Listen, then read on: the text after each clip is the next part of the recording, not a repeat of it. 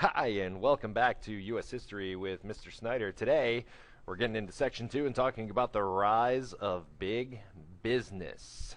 Talked about industrialization before, and now today it's going to be the rise of big business. Your learning targets for this afternoon are to analyze the different methods that businesses use to increase their profits, describe the public debate over the impact of big business, and explain how the government took steps to block abuses of corporate power, which was going on during this time. A new type of business is started during this time, and lots of people apply for them. It's still around today. It's called the corporation. And in a corporation, a number of people share ownership in a company. So it creates a large company with lots of money to spend. So if I was to start a sock company called Snides Whiteys, and I sold white socks, and I only could put up, $10,000. I wouldn't be able to start a very big company. But if all of us invest in Snides Whiteys and you give me money, I can start a much bigger company. Plus, we also share risk. If someone were to sue Snides Whiteys because of the circulation cut off to their feet, then we would all only lose a little bit, and it wouldn't be one person losing everything. And so that is how a corporation functions, and I'm actually going to start that corporation one day. So be on the lookout. I'm coming for you, Under Armour, Nike. Different corporation practices that they use. They sometimes form a trust. And a trust is when the companies assign stock or investment in a company to a board of trustees, and then they combine their stock into a new company and pay themselves with the dividends or the shares of the profits that comes into the company. When a company becomes a monopoly, it means they control over 90% of the market, and essentially they are the only seller of that product, which means they can control prices, they can control supply, they can control a lot of different things that would make it a headache for a person who is trying to buy from them. A cartel is a group of businesses who make the same product, and they agree to limit production. And what that does is it keeps prices high. The oil industry today is kind of a cartel because there are only a couple sellers of the oil. And then you got to know the difference between horizontal and vertical integration. Horizontal integration is when it's basically buying out your competition. You're consolidating many firms that do the same thing, creating a giant company, and therefore it lowers costs of doing business, and you can supply a product at a lower cost. Also, there is the vertical integration, and vertical integration is when I would gain every aspect of a product's production. So, for example, I'm making paper. If I made paper, I would get the forest, the lumber yard. I would get the sawmills. I would buy those. I would buy railroads to transport it. I would buy the pulp factory to actually make the paper. I would buy the paper distributors. You gain control of every aspect of a product's production. And that lowers costs if you don't have to pay anybody else outside the company to help you make your product.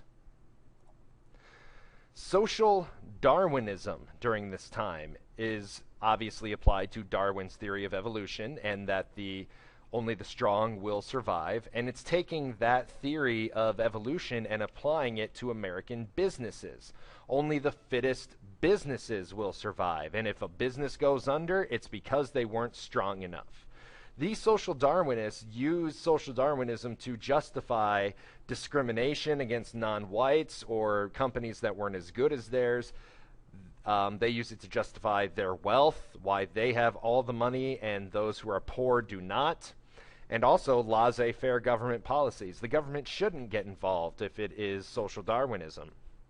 And so they believe that wealth is a measure of your value to society, and only the wealthiest should survive.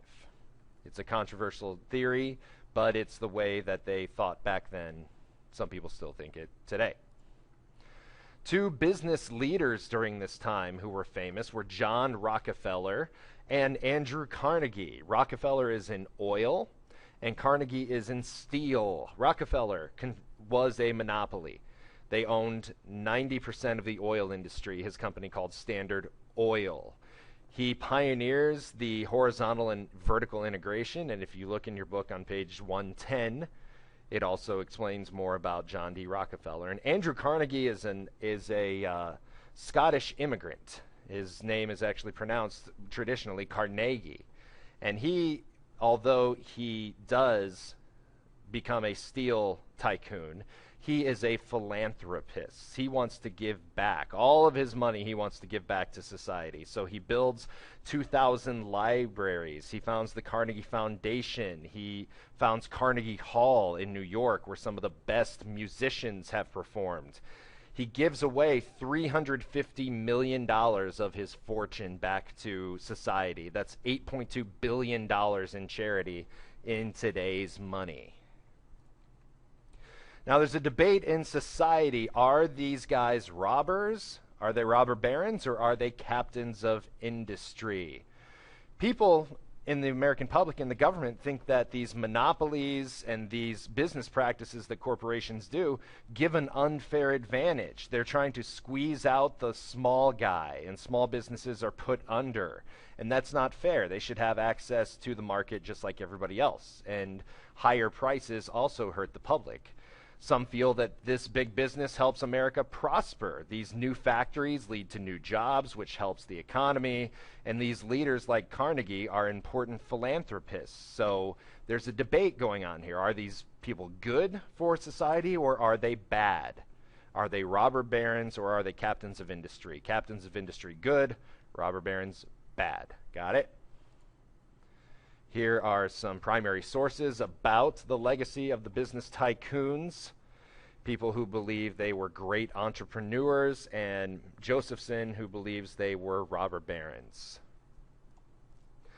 Finally, the government starts to step in and are not as laissez-faire as they used to be. These unjust business practices, especially charging higher prices than needed in the railroad industry, price gouging, this leads to the regulation of business. And the government starts with the Interstate Commerce Commission, or the ICC.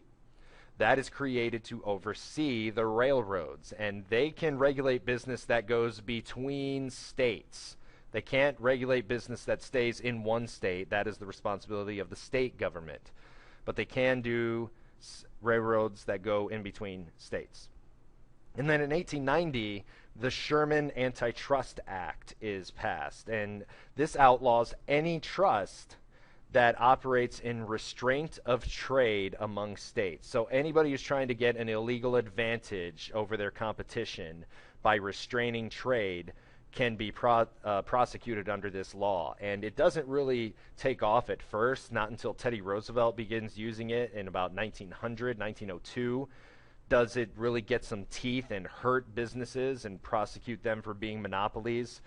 But we're going to give everybody a fair chance. That's the point of these laws. And that's the end of your learning targets for today. I hope you enjoyed it, and I'll see you in class later. Goodbye.